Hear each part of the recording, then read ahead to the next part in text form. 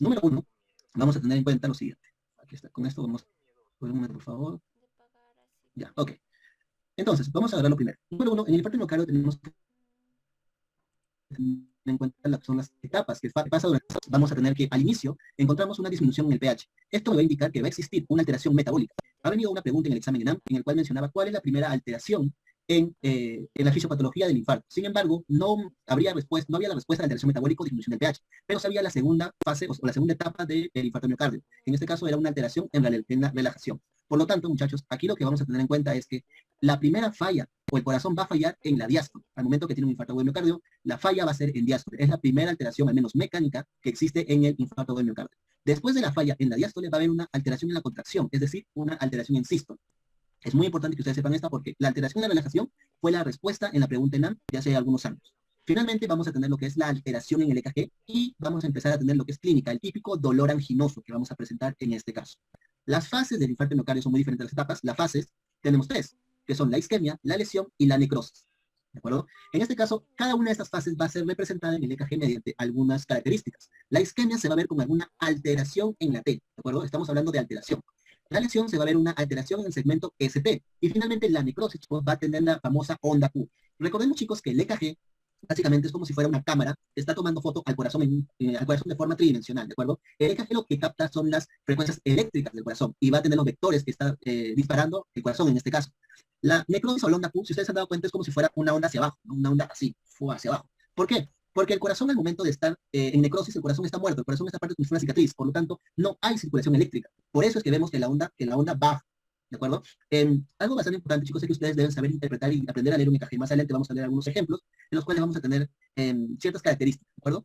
Entonces, hablando de EKG, tenemos el famoso ST. El ST, chicos, es algo muy importante, debido a que aquí vamos a tener dos opciones. En un EKG, en el infarto, tenemos dos opciones. El famoso ST elevado y el más famoso ST no elevado. Cuando hablamos de un ST elevado, chicos, estamos hablando que el daño es de forma epicárdica. Probablemente o muy probablemente sea por una oclusión completa. Sin embargo, si el EKG presenta un ST no elevado, me hablas que la lesión es endocárdica. Sin embargo, como aquí las pongo, y estoy negritas es más, es la presentación más frecuente en el EKG, ¿de acuerdo? ¿Qué quiere decir esto? Que si ustedes ven un EKG normal, no me hace el descarte de un infarto. Lo más probable que ustedes, en una persona que está sufriendo un infarto, sea que el EKG sea normal. Sin embargo, conforme pasa el tiempo, este EKG va a empezar a presentar las alteraciones que vemos aquí al lado derecho. Finalmente, vamos a tener los factores de riesgo, que son súper importantes. ¿Por qué, chicos? Porque aquí vamos a tener que factores de riesgo, por ejemplo, tabaco, hipertensión arterial, diabetes mellitus e hiperlipidemia. También tenemos otros factores, como es el caso del sexo masculino, el estrés, el sedentarismo. De todos estos, chicos, el factor más importante es la diabetes mellitus. ¿Por qué? Un paciente que tiene diabetes mellitus, solo diabetes mellitus, y es totalmente sano, tiene un riesgo cardiovascular muy alto, más alto incluso que uno que tiene hipertensión arterial mal controlada. Una pregunta en AMD hace muchos años también fue, ¿cuál de todos los siguientes es un paciente que tiene el mayor riesgo coronario? Y la respuesta era un diabético controlado. O sea, un diabético controlado, tiene la misma probabilidad de sufrir un infarto que una persona que ha fumado toda su vida o una persona que tiene hipertensión arterial mal controlada. ¿Se dan cuenta? Así que es muy importante tener en cuenta los factores de riesgo. A ver. ¿Qué pasó? Ya, ok, listo. Seguimos. Luego, chicos, tenemos el típico dolor torácico, ¿correcto? ¿Cómo es que ustedes van a recibir a este paciente que está sufriendo un infarto? El paciente no le va a decir, doctor, estoy sufriendo un infarto. Les va a decir, doctor, doctora, me está doliendo el pecho. Este dolor típico del infarto, vamos a tener tres nomenclaturas para esto. Dolor torácico típico, un dolor torácico atípico, los famosos dolores torácicos o los equivalentes. ¿De acuerdo? El dolor típico, chicos, es aquel dolor que presenta. Es un dolor retroesternal, irradiado, opresivo, ¿no? Es el típico que siempre te ponen en la pregunta de examen, es el típico que te lo dicen los doctores, lo ves en la clase, todo bonito. Sin embargo, también existe un dolor atípico. Este dolor atípico es el famoso dolor pleurítico. El dolor pleurítico, chicos, es el que duele cuando el paciente inspira. ¿En qué caso se da? Se da en caso de infarto, dolor atípico, y se da en caso de derrame pleural, donde el paciente presenta este tipo de dolor. Otro dolor también atípico es que sea interescapular, ¿de acuerdo? Es algo muy importante porque a veces no tienen el dolor aquí representado que usualmente suelen venir, sino lo presentan en la parte de la espalda. Estos dolores, chicos, son muy importantes porque ustedes van a poder diferenciar y muchas veces pueden hacer el diagnóstico presuntivo de un dolor atípico. Usualmente el 70-80% de los pacientes van a venir con un dolor típico, mientras que un 5%, 10% vendrán con un dolor atípico. Sin embargo, también vamos a tener los famosos equivalentes anginosos. Estos equivalentes son dos a la cabeza, la disnea y la epigastralgia. ¿En quiénes se da esto? Se da en ancianos y en diabéticos. ¿De acuerdo? Es súper importante que tengan en cuenta esto. Chicos, paciente diabético que llega a emergencia y mágicamente le dice, doctor, me duele el estómago, ustedes deben sacarle un EKG. Es pecado capital que ustedes no saquen un EKG a un paciente diabético o anciano que tiene dolor de estómago. ¿Por qué? Porque este paciente me puede estar haciendo infarto de base, ¿de acuerdo? Entonces, porque tú no sabías esto, el paciente se puede morir en los siguientes 10 minutos. Y ojo, el EKG, muchachos, se saca dentro de los primeros 10 minutos de que el paciente me pise el hospital. Si el paciente tiene dolor torácico, el EKG es obligatorio. EKG es obligatorio, obviamente, después de haberle hecho todo el examen físico, ¿verdad? Pero dentro de los 10 primeros minutos, ese paciente ya me tiene que tener al menos el EKG. Este dolor, chicos, en el caso del infarto, tiene dos tipos de presentación. El primero, cuando la arteria, como pueden ver, mi arteria bien bonita, está ocluida a un 70%. Si la arteria está ocluida a un 70%, el dolor se va a presentar al esfuerzo, es decir, cuando el paciente hace su actividad diaria, hace algún deporte, cualquier cosa. Sin embargo, aparece un dolor cuando está al reposo, cuando la arteria está tapada, miren, a un 90%. Chicos, esto fue pregunta en AM. ¿Qué porcentaje de la arteria está tapada en un paciente que sufre dolor torácico al reposo? 90%. ¿De acuerdo? Fue pregunta en AM, lo han preguntado. Así que hay que tener en cuenta esos dos valores, esas dos palabras, esos dos valores. Ahora vamos a ir con unas palabras clave. Estas palabras clave, chicos, más que nada van dirigidas para la resolución de exámenes, ¿ok? Cuando ustedes vean en el examen, qué sé yo, floro, paciente, varón, diabético, hipertenso, lo que sea, con dolor torácico, al esfuerzo, o te ponen cuando hace actividad diaria, o te ponen cuando está jugando una pichanga, o lo que sea, eso es una angina, en el 90% de los casos, ¿de acuerdo? En el 90% de los casos es una angina. Sin embargo, cuando tenemos el mismo floro, paciente, diabético, hipertenso, obeso, lo que sea, que sufre dolor torácico mientras veía la televisión sentado en su sofá, al reposo. Eso en los exámenes, 90% va a ser infarto, ¿de acuerdo? Ustedes ya no tienen ni que pensar en eso, me cometen infarto. Sin embargo, chicos, en la vida real esto no es así. Un paciente te puede venir, doctor, estuve jugando una pichanga y está sufriendo un infarto, ¿de acuerdo? No es una angina. Así que hay que tener muchísimo cuidado con esos, con diferenciar lo que es la práctica médica real con las preguntas que suelen venir en los exámenes. Pero en menos en los exámenes ENAM y de residentado suelen ser estas palabras clave que ustedes pueden buscar y sin dudar marcan la respuesta sin ningún problema. Otros términos que se han visto usados, más que nada en bancos antiguos, son los siguientes. Corazón atontado o contundido. Hacía referencia a una oclusión aguda, ¿de acuerdo? Una oclusión aguda coronaria o de cualquier arteria. Mientras que un corazón hibernado era una oclusión crónica, pero severa, ¿de acuerdo? Que el diagnóstico se solía hacer con gamografía, o se hace con gamografía en este caso. ¿Listo? Ahora, chicos, la arteria que está más afectada usualmente es la descendente anterior, ¿de acuerdo? Esa es la que más frecuentemente se afecta en la vida real. Sin embargo, la más preguntada suele ser los infartos base o infartos posteriores. Por eso vamos a verlo más adelante, solamente para que sepan lo de la arteria, que es súper importante. ¿Listo? Seguimos. Este algoritmo, chicos, es el que ustedes deben manejar, ya sea para la vida real y para lo que son exámenes, muchas veces. Ustedes, en primer lugar, va a llegar el paciente con el típico dolor torácico. Doctora, me duele el pecho. Listo. Aquí, según su algoritmo, va a ser con esfuerzo o sin esfuerzo. Vamos a ver. Con esfuerzo, señor. Calma al reposo. No, doctor, no calma al reposo. Ok, estamos ante un síndrome coronario agudo, ¿correcto? Listo. Doctor, sí calma al reposo. Ok, es una angina. Ojo, aquí agregamos calma al reposo o calma con el uso de nitratos, ¿de acuerdo? Angina. En el caso de que el dolor torácico sea sin esfuerzo, es decir, el típico obeso que está sentado en su sofá y empieza a sentir el dolor, ¿no? Entonces, un síndrome coronario agudo, este paciente se debe obtener el EKG en los primeros 10 minutos. Entonces, un paciente que hizo con esfuerzo no debe tener EKG. Por supuesto que sí, estamos hablando, este es un algoritmo para menos resolución de exámenes ENAM y residentado. Pero en la vida real, este paciente también debe recibir un EKG, en especial si es un paciente diabético, viejito. Es muy importante eso, ¿de acuerdo? EKG, ya repetimos, chicos, el tiempo en el que un paciente debe recibir o debe hacerse un EKG es dentro de los primeros 10 minutos, por favor. Si ustedes son los internos, ustedes son los estudiantes de medicina y mágicamente están en emergencia, y usualmente, chicos, en emergencia, el doctor se va. Estás tú con el R1 y Dios sabe si una enfermera o una técnica, pero el asistente se va. Y hasta mi sello suerte. Y de la nada llega un paciente, no, doctor, es un paciente que tiene dolor de estómago, hace, pues, qué sé yo, pues tiene que media hora. Ya, y el EKG, ¿por qué no es EKG? Tiene diabetes. Hay que tener mucho cuidado con eso. Y resulta que el paciente está infartando hace una hora, ¿no? Hay que tener mucho cuidado, porque los tiempos son muy importantes, al menos en lo que es infarto. Entonces, ustedes sacan el EKG. El EKG sacas que tiene un ST elevado, ST elevado. Si está el ST elevado, chicos, no hay duda, es un infarto. El paciente se está infartando. Hay que ver cuál es el lugar donde se está infartando para saber cuál es la arteria. La más común, la descendente anterior, ¿de acuerdo? Entonces, si el EKG es no elevado, recuerden, chicos, que el ST no elevado es el más frecuente que van ustedes a enfrentar en la vida diaria. Al tener un ST no elevado, tu siguiente paso son solicitar enzimas, ¿de acuerdo? Enzimas. ¿Qué enzimas vas a solicitar tú, Mari? Tienes aquí a la cabeza, troponina. La troponina es el encargado de decirte, mano, ese es un infarto, ¿de acuerdo? El CPKMB es el que se va a encargar de decirte, manito, este es un reinfarto. ¿Por qué? Porque la troponina puede durar hasta 7 días tranquilamente elevada en un paciente, mientras que la CPKMB suele durar 2 días, 1 día y medio elevado, luego baja. Y finalmente siempre se coloca la mioglobina, más que nada por algo teórico, que es la primera en subir, la primera en elevarse, dentro de las primeras 2 horas. Ojo, esta de aquí no se pide en la vida real, usualmente se suele usar para estudios, ¿de acuerdo? Para exámenes de, qué sé yo, pues para investigaciones, ese tipo de cosas. No se suele pedir en la vida real. Ahora, ¿por qué yo te pongo aquí el CPKMB? Es muy importante. También ha venido una pregunta en de esto. en el cual mencionaba un paciente que hace aproximadamente unos 6 días o unos 5 días tuvo un infarto, regresa por dolor precordial. ¿Cuál es el examen que usted solicitaría para poder realizar el diagnóstico correspondiente? Y la respuesta era CPMB porque STB reinfarto. ¿De acuerdo? Acordémonos que el reinfarto es bastante frecuente, aproximadamente entre un 30-40%, dependiendo de la severidad del infarto previo, puede hacer un reinfarto, ¿de acuerdo? Entonces, ustedes tienen enzimas que son negativas, la respuesta es angina. Angina estable o inestable, vamos a ver en un momento cómo podemos diferenciar de ambas. Sin embargo, si es que las enzimas son positivas, la respuesta es infarto. Este paciente se me está infartando. Chicos, una angina nunca me da enzimas positivas. Nunca, ¿de acuerdo? Tengan en cuenta eso, al menos en la vida real y también en la práctica, ¿ok? Listo. Ahora vamos a diferenciar lo que son las anginas. En este caso tenemos la típica angina estable y la angina inestable. Aquí los pongo, chicos, en mayúscula y en grande y en negritas. Siempre son enzimas negativas, ¿de acuerdo? No va a haber una angina que va a tener enzimas positivas. Eso es un infarto. ¿Listo? Entonces, una angina estable, chicos, es el dolor anginoso, el típico, el atípico o el equivalente, lo que sea.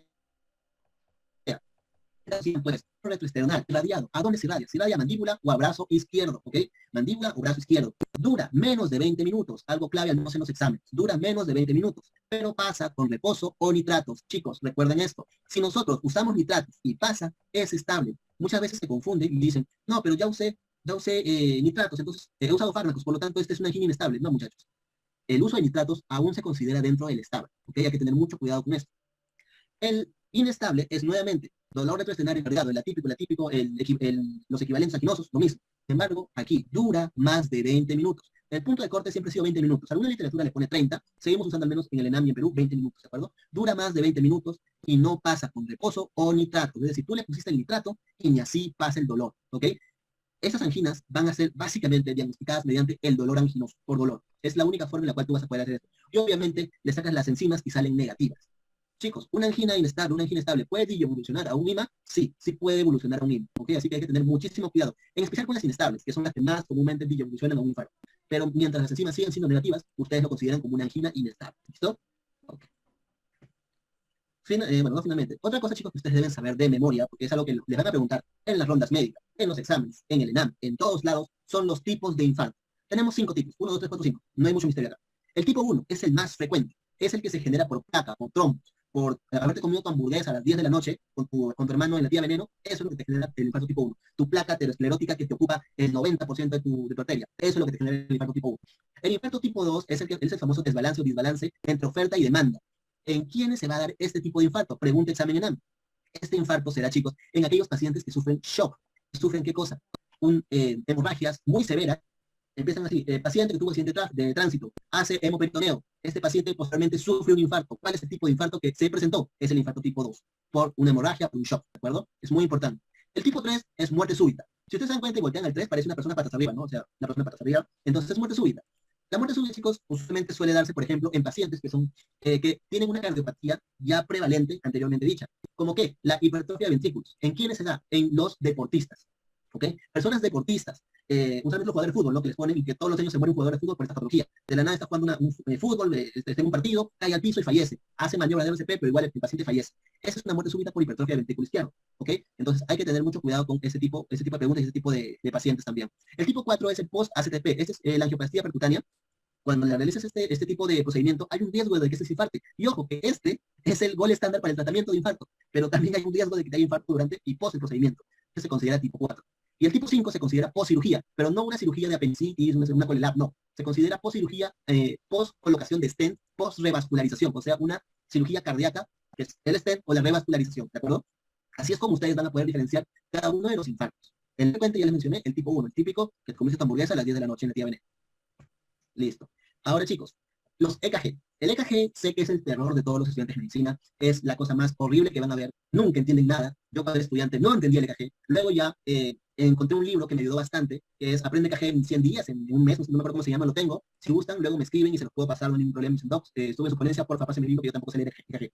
Ese libro en realidad les va a ayudar bastante con los casos de EKG, porque es lo básico que ustedes deben saber.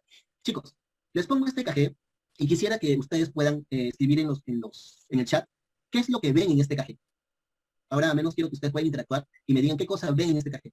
Doc, veo rayitas, veo puntitos, veo la onda Q, la onda P, Doc, ese EKG está muriéndose. A ver, Karen me dice, ST elevado en 2 y 3. Ok, Karen dice eso. ¿Alguien más? ¿Alguien más se lanza? Recuerden, chicos, que este no es un examen, ustedes pueden contestar. Si se equivocaron, pues, ¿qué pueden hacer? Pero traten de ver todas las derivadas, 1, 2, 3, ABF, aquí les ponen la 2 larga. ¿Tienen alguna idea? ¿O están viendo garabatos en este momento? Entonces, su participación está siendo considerada para las interacciones y para los sorteos. Ajá. En ABF igual, dice, ¿no? Exactamente, chicos. El EKG se suele ver de la siguiente manera. Lo principal es ver dos. Lo siguiente es empezar a ver cuál es la anormalidad que suele presentar. Miren, en este caso tienen tu P chiquita aquí, QRS, y miren esto, se está elevando. Hay un ST elevado. Luego seguimos, P, nuevamente QRS, T elevado, nuevamente se dan cuenta. Sin embargo, también se presenta en tres. QRS, miren, miren, aquí inicia supuestamente la P, y miren dónde está el ST. El ST está arriba, miren, está arriba, igual aquí. ¿Dónde más? 2, 3 y ABF. Igual, miren, la P está aquí y se eleva. ¿De acuerdo? Se está elevando. El bloqueo de RAM usualmente se suelen ver como orejitas de conejo, ¿de acuerdo? Eso lo van a ver más adelante. En el video lo van a poder observar mucho mejor. Escríbanme en verdad y se lo paso, no hay ningún problema. Esto de acá, chicos, este de aquí es el EKG más preguntado. El EKG que ha venido, sin mentirles, unas 50 veces en el examen. 50 veces, chicos. Es el infarto de base. 2, 3 ABF. Es un infarto de base, ¿de acuerdo? Este es el EKG más preguntado. Este es el infarto más preguntado. Muchas veces, chicos, les van a poner el EKG y ustedes ni siquiera tienen que leer el EKG para saber dónde está el infarto. Porque la pregunta les va a decir, se encuentra ST elevado en 2, 3 ABF. Punto. Ustedes, y les ponen, y se observan el siguiente, y se observen el siguiente EKG, y les ponen este EKG. Ustedes, chicos, ya saben que es el infarto más preguntado. Es un infarto de base, ¿de acuerdo? Es lo más común, es lo más comúnmente preguntado. Sin embargo, chicos, se les coloca este siguiente EKG. ¿Qué patológico o qué cosa rara ven en este EKG? Ustedes mismos son. Ustedes mismos son, chicos. Me dicen, Doc, ahí veo un bloqueo de la rama ventricular izquierda. Vamos, ¿qué cosa ven en este EKG? Vean bien, 2, 3 ABF, tienen todas las derivadas. ¿Algo raro que ven en este EKG? Mm. ST elevado en B2, dice. Ok, ST elevado en B2. En 2, el descenso. Ok, el descenso en B2. Ya. Bueno, chicos, este EKG es normal. Es un EKG normal. Es un EKG de libro que es normal. No hay ninguna alteración en este EKG. Pero este es un EKG de un paciente que está sufriendo un infarto. Pero el EKG es normal. Como les mencioné, muchachos, el EKG en un 50% de los pacientes es normal. ¿De acuerdo? Es normal. Más adelante, este paciente probablemente, si aquí a 20 minutos más le sacamos otro EKG, encontremos la primera alteración, que es una alteración en la T invertida, la T aplanada, no hay T, lo que sea. Luego seguimos sacando EKG seriados, vamos a encontrar elevaciones T o lo que sea. Pero el más común es ST no elevado, ¿de acuerdo? Es lo que vamos a tener en cuenta en este caso. El EKG es normal. Ahora, ¿cómo vamos a hacer el diagnóstico? El diagnóstico de un infarto, chicos, va a ser mediante, uno, tu clínica. ¿Qué va a pasar aquí, chicos? La clínica y el examen físico son fundamentales. Lo primero que tú debes hacer es decirle, señor, ¿hace cuánto tiempo tiene este dolor? Si te dice, doctor, doctora, mire, este dolor lo tengo, pucha, hace ya 2 días, ¿ah? ¿Ustedes creen que un infarto va a durar 2 días? No, pues, mano, no es un infarto, ¿de acuerdo? ¿Puede ser una angina? Puede ser una angina, pero no es un infarto. Un infarto es rápido, ahora, ¿de acuerdo? Otra cosa que ustedes deben tener en cuenta es que en el examen físico, si es que no les cuadra mucho el dolor, es buscar sensibilidad postcondral. ¿Qué quiere decir esto? Tocar el esternón. ¿Por qué? Porque a veces tienen una condritis y ese dolor es el que le genera, doctor, tengo un dolor aquí y me está matando. Ese es un dolor por costocondritis. Un infarto no te va a doler si tú palpas el esternón, no duele. Un infarto si te palpa el esternón. Si duele es una costocondritis, ¿ok? Hay que tener en cuenta eso. ¿Por qué? Porque ha sido pregunta en ambos. Segundo, el EKG. Recordemos, chicos, el EKG suele ser normal. En un 50% de veces el EKG puede ser normal y además, si no hay ninguna clínica, 90% es normal. Ahora, imaginemos que ustedes están frente a un paciente estable. ¿Qué quiere decir esto? Ustedes no están en emergencia, ustedes están en consulta. Le hacen la prueba del examen físico, le hacen un EKG, es normal. Tu siguiente prueba va a ser o una ergometría o un ecocardio de estrés. Doc, ¿y cómo sé qué cosa puedo usar? La ergometría es la prueba de esfuerzo, muchachos. Tu paciente va a estar en una caminadora, le vas a colocar un EKG y un monitor para ir viendo mientras el paciente va corriendo, es una prueba de esfuerzo, va corriendo, pues ahí tú vas viendo el EKG. Y si hay alguna alteración, mire señor, usted sí tiene lo que es en ese lugar, una posible angina, una oclusión de tal arteria, bla, bla, bla, lo que sea. Sin embargo, Doc, ¿y cuándo voy a utilizar un ecocardio de estrés? Saben que usamos la dobutamina, en este caso, un fármaco para generar que el corazón es como que hubiese corrido bastante, ¿no? Si yo tengo la ergometría, que es más barato, porque no uso fármacos, pero es un paciente que corre, pues un ecocardio de estrés, chicos, es un paciente que no puede correr, es un ancianito. No lo vas a poner ancianito, vas a poner eso ahora, ¿no? O sea, no va a pasar eso. Un paciente que no tiene una pierna, un paciente que está en silla de ruedas, no va a pasar eso. Por lo tanto, utilizamos el ecocardio de estrés con dobutamina. Y ahí hacemos que el corazón empiece como que a sufrir un poco de estrés y ahí vemos si es que hay alteración en el monitor, en el EKG. ¿De acuerdo? Entonces, así es como nosotros vamos a poder hacer el diagnóstico, al menos en un paciente que está estable, con una angina estable. ¿Cuál es el tratamiento? El tratamiento, chicos, en un cuadro agudo es nitratos. Este de aquí, el cuadro agudo y los nitratos sirve para el dolor.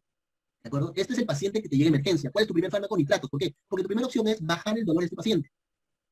¿Listo? Ahora, tenemos aquí los crónicos, paciente crónico, que te llega a tu consulta. Vamos a usar antianginosos. La pregunta es, ¿cuál es el mejor antianginoso? El mejor antianginoso, chicos, es el beta-block.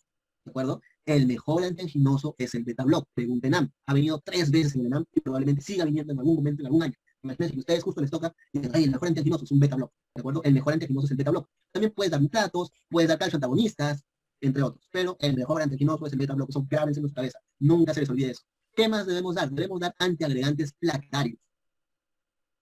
¿De acuerdo? Aspirina, a la cabeza, es lo que solemos dar. Y finalmente, damos estatinas. Entonces, ¿para qué damos estatinas? Si eso me sirve para bajar pues, mi colesterol, ¿no? Las estatinas, chicos, sirven como un estabilizador de placa.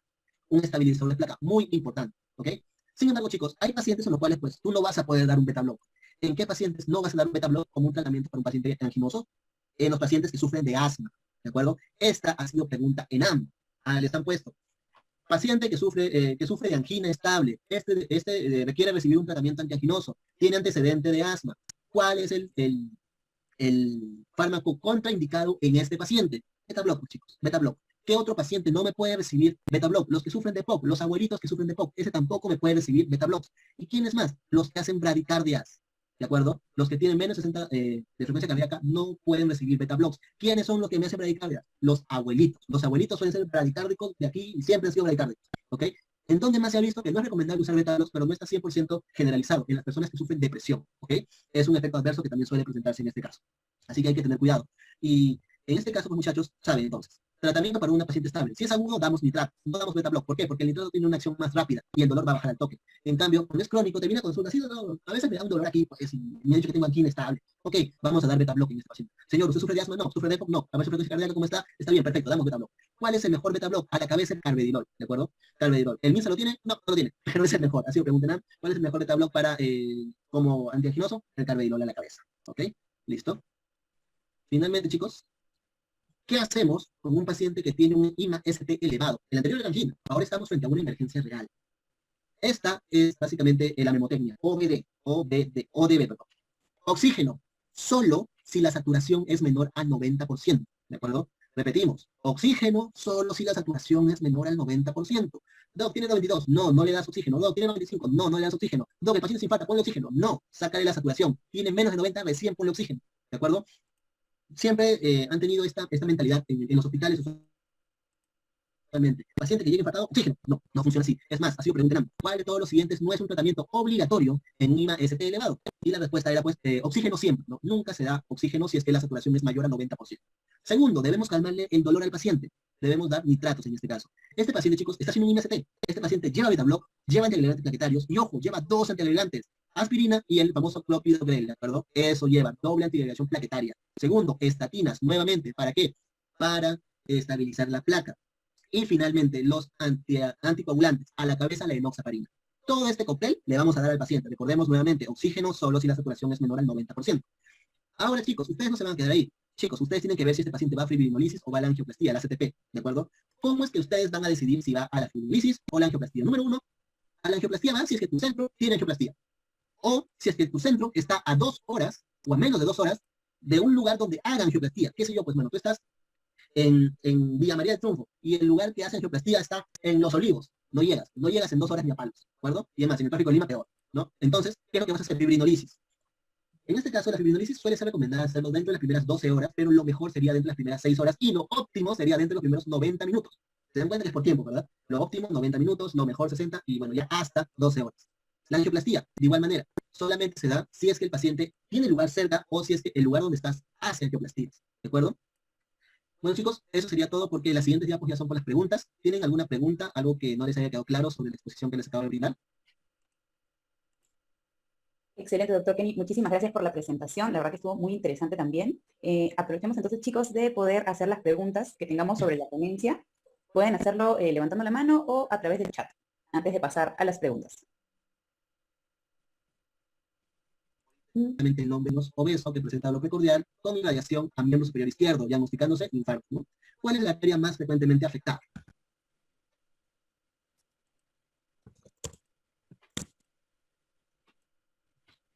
A ver.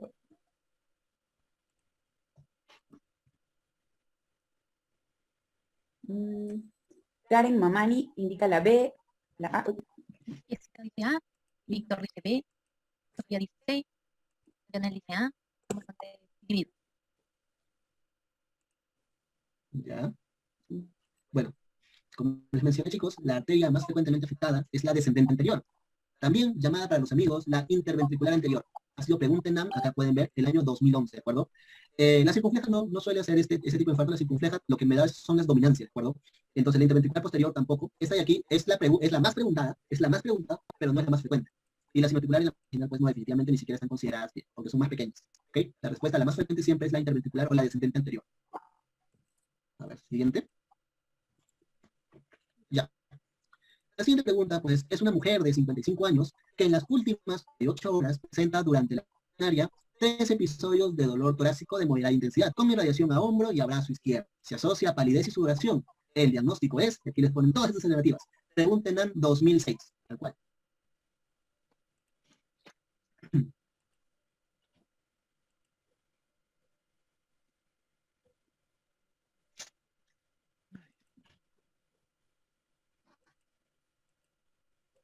Los chicos pueden ir comentando sus respuestas. Samantha dice E, Jessica dice E también. Bastante que ninguna haya marcado la D. Porque, número uno, vamos a ir viendo esta pregunta como lo hace un interno, como lo hace un futuro banquero del Perú que ustedes van a hacer en algún momento. Número uno, mujer de 55 años, listo. Importante edad, posible infarto, sí. Últimas 48 horas. Chicos, yo les mencioné, un infarto nunca les va a durar 48 horas. ¿De acuerdo? Un infarto los dura 6 horas máximo, y eso, 12 horas máximo. Usualmente el paciente viene dentro de la primera media hora porque le está doliendo demasiado. Presenta dolor durante la actividad rutinaria, es decir, durante el esfuerzo, muchachos. ¿Recuerdan las dos palabras clave? Esfuerzo y reposo. Si era esfuerzo, lo más probable que sea angina. Si era reposo, infarto. En este caso es esfuerzo. Angina. 3 episodios de dolor torácico de moderada intensidad. Con irradiación, ok, nos ponen el típico dolor anginoso, ¿no? Entonces vamos a ver las preguntas. Si en dolor intermedio eliminamos, ni siquiera existe en la literatura tal cual. Angina de Prince-Metal, eliminado, chicos. La angina de Prince-Metal para ENAM usualmente suele ser un paciente joven, el cual está bajo los efectos de la cocaína. Básicamente por vasoespasmo coronario, y que el tratamiento se es mediante calcio antagonistas, y ya está contraindicado los beta-blocs, así que eliminamos angina de Prince-Metal. Angina de inicio reciente, ok, tenemos angina de inicio reciente, puede ser. Infarto ya dijimos que no por actividad rutinaria, porque dura 48 horas. Y angina crónica. En este caso presenta 48 horas. La respuesta aquí, chicos, es una angina de inicio reciente. Una angina crónica usualmente suele ser de mayor a un mes, o en algunas literaturas a 2 meses, ¿de acuerdo? Aquí la respuesta era angina de inicio reciente por las horas que recién llevaba el paciente con esta patología.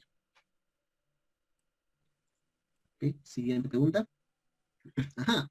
El diagnóstico de infarto agudo de miocardio se establece por, y aquí les ponen todas las características que pueden haber. A ver, vamos, ustedes no son.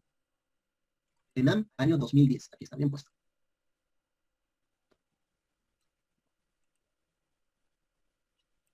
Usualmente en lo que son, en la medicina, siempre va a existir la respuesta correcta y también va a existir la mejor respuesta, ¿de acuerdo? Entonces, en este caso, el ENAM siempre va a buscar que ustedes marquen la mejor respuesta. Empezamos con la A. Dice, depresión inicial del segmento ST. ¿Puede haber depresión? Sí, puede haber una depresión. Cuando hay una depresión del segmento ST, usualmente suele ser por una afección subendocárdica, ¿de acuerdo? Entonces, en este caso, no es algo que se presente comúnmente, así que vamos a dejarlo ahí. Vamos a pasar a la C. Inversión de la onda T. Es posible, es más, es muy verdadera esta clave, así que la dejamos ahí. Onda T simétrica y en punta. No, onda T simétrica y en punta es la característica de la hipercalemia, ¿de acuerdo? La TPQ del QRS abierto, etc. Y la depresión de ST en precordiales con T picudas. Nuevamente ST en depresión puede existir y T picudas volvemos a tener hipercalemia. No. Sin embargo, la B nos menciona elevación sostenida del ST, es el famoso ST elevado, seguida por una inversión de la T. Perfecto. Y aparece la onda Q. Recordemos que la onda Q me habla de necrosis. Y ojo, la onda Q también puede permanecer incluso post-infarto. Muchos cardiólogos, ustedes tienen a sus abuelitos o cualquier cosa y le ven, ah, mira señor, usted tuvo un infarto antes, ¿no? Sí, doctor, ¿cómo sabe? Es porque se me hago. No, es porque veo la onda Q que deja una cicatriz en el corazón. El corazón no tiene la capacidad de regenerarse por completo. Por lo tanto, va a dejar esta marca. La respuesta aquí era la B. Seguimos. Es un varón de 55 años que presenta dolor retroesternal súbito de y moderado desde hace 6 horas. EKG tenemos la onda Q, ST elevado en 2, 3, a ver, pero chicos, la más preguntada, aquí está, la más preguntada, año 2007. El diagnóstico y tratamiento. Ustedes mismos son, muchachos.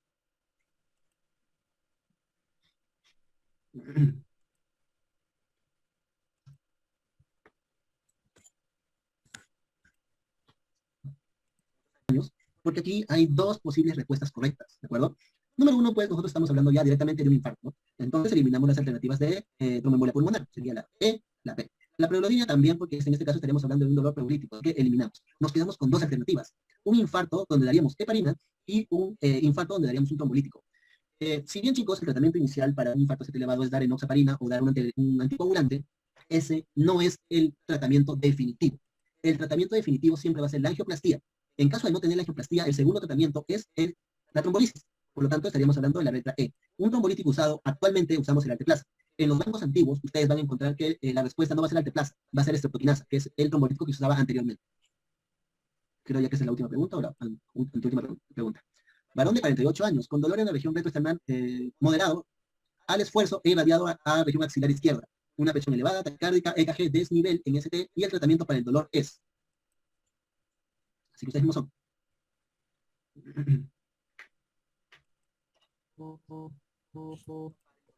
El tratamiento para el dolor saben muy bien que es los nitratos, en este caso nitroglicerina sublingual. Otra pregunta de NAM era ¿cuál es el mejor tratamiento? Y en este caso la respuesta hubiese sido estreptoquinasa.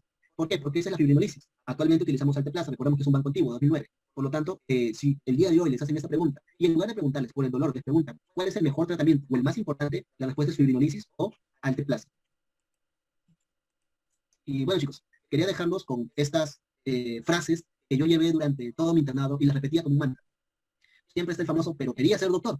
Tus padres te lo dijeron. Mis padres me dijeron, ¿sabes qué? Hasta segundo año te vamos a decir, ¿puedes dejar la carrera? ¿Quieres seguir siendo doctor? Sí, madre, sí, padre, quiero ser médico y que un día me llamen doctor Hidalgo. Listo.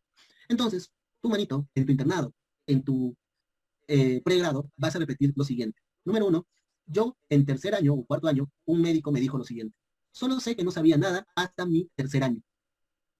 Cuando escuché eso, yo en verdad entendí de que pues, el doctor preguntaba en las rondas y yo no sabía qué responder porque no tenía conceptos básicos. No sabía en realidad nada de medicina. Y desde ese momento, chicos, es que yo empiezo a estudiar de una manera tan consciente que no memoricé todo, pero memoricé conceptos básicos que me sirvieron para el internado, que me sirvieron para mi pregrado, en el cual el doctor me preguntaba y yo era capaz de responder. Incluso respondía tal vez más que los residentes. Es más, una vez castigaron a residentes por mi culpa porque yo respondía lo que yo no sabía. Entonces, ustedes deben tener en cuenta eso. En este momento, probablemente ustedes no sepan nada de medicina. Seguramente, después de cada unas 2 semanas, ustedes se olviden de todo lo que vieron en esta ponencia. Pero el punto, chicos, es que ustedes lo repasen diariamente. Que al menos un día, todos los días, lean al menos un tema. No les va a quitar más de 1 hora. Así que tengan muy en cuenta eso. Segundo, el interno no tiene responsabilidad legal. Ese era mi mantra. A mí me decían, oye, ¿quieres tener un parto? Vamos, mano. Yo metía mano en lo que sea. Un parto, he hecho tracocentesis, he hecho pericardiocentesis, he asistido a cirugías, he supurado. Yo metía en chicos mano en todo lo que podía meter mano. ¿Por qué? Porque esas habilidades blandas no las adquieres en un libro, las adquieres en la cancha.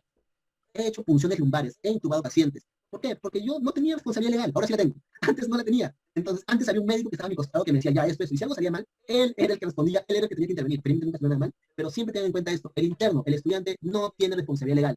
La tercera frase es la frase que más van a repetir. No, doctor, no lo sé, pero lo leeré. Eso es algo muy importante. En una ronda médica, si tú no sabías cuál es el tratamiento más importante para el infarto del miocardio, pues, mano, lo lees saliendo de la visita. ¿Por qué? Porque te lo voy a preguntar muy probablemente. Y si no lo sabes, es 2 veces que no sabes la respuesta. Así que ten mucho cuidado con eso. Un paciente se puede morir porque no sabías algo que te lo preguntaron hace 2 años, hace una semana, hace un día. ¿De acuerdo? Cuarto, el residente no va a dejar a su esposa. Para las internas que siempre buscan al residente. Y quinto, no sean maluma, no borren cassette. Conserven los conceptos más básicos que puedan tener. Estudien todos los días. Mantengan al menos la costumbre de recordar y repasar temas pasados. Yo, siendo médico actualmente, sigo repasando infarto, sigo repasando diabetes, sigo repasando tromboembolismo pulmonar, sigo repasando cirugías, ¿de acuerdo? Así que siempre estudien, siempre tengan al menos 1 hora del día que puedan leer algo, chicos. Eso sería todo. Ahí tienen mi Instagram, en el cual me escriben, por favor, por lo que quieran en el libro. Y eso es todo. Muchas gracias.